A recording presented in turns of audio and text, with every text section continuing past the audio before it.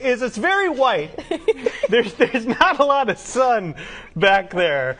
So, yeah. You know what, friend? You look great. Thank Glad you. you're with us Yeah, this I like Monday it. morning. I, See, I Jen, saw you don't across in the kitchen today, and I said, "Oh, he got a haircut. Looks nice." See, got a Jen, I haircut. should have reached out to you for the emotional support. You missed out on the group chat that we had. Yes, I know. yes. You should have done it there. Yeah.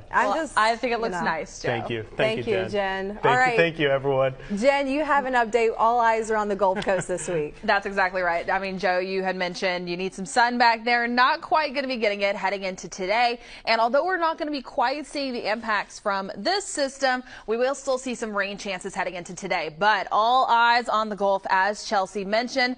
Idalia. Tropical storm Idalia is what we are monitoring right now. Those sustained winds at 65 miles per hour. Just a reminder, Category 1 hurricane strength is at 74 miles per hour for those sustained winds. We're already seeing those gusts up to 75 miles per hour, but also it is expected to move closer towards Cuba and interact with some of that mountainous terrain. After that, moving into the Gulf, warm waters, that's where it's expected to thrive and also continue to strengthen. So right now moving north at 8 miles per hour. And as we look in just a little bit closer, again, it's really approaching closer towards that tip of Cuba, also impacting portions of Cozumel there, mainly just some of the outer rain bands and some of the breezy conditions. And then we head closer towards the weekend, or closer towards midweek, and that's when we start to see Idalia beginning to push further north. So right as it begins to move on the northern side of Cuba there, even possibly before strengthening to that Category 1 hurricane strength. And now really the biggest updates from just the past 12 hours really is possibly becoming a major hurricane before making landfall closer towards the Big Bend area in Florida. So we're going to continue to monitor Idalia again. We're going to be staying on the west side of the system.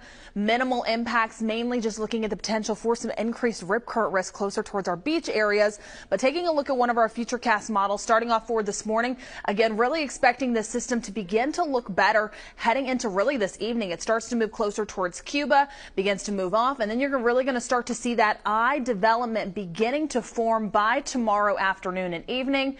And then we get closer towards Wednesday midnight, just offshore. Really, you can start to see that center eye beginning to form. That's where we're really expecting that major hurricane to potentially form. And then we get closer towards early morning hours on Wednesday. Potential landfall just on the north side of Tampa there in the Big Bend area.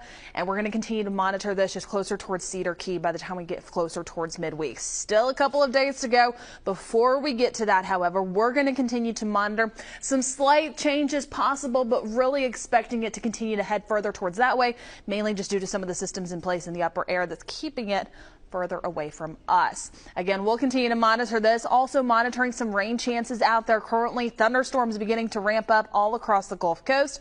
I'm going to be talking more about that with your Futurecast coming up in just a little bit. Chelsea.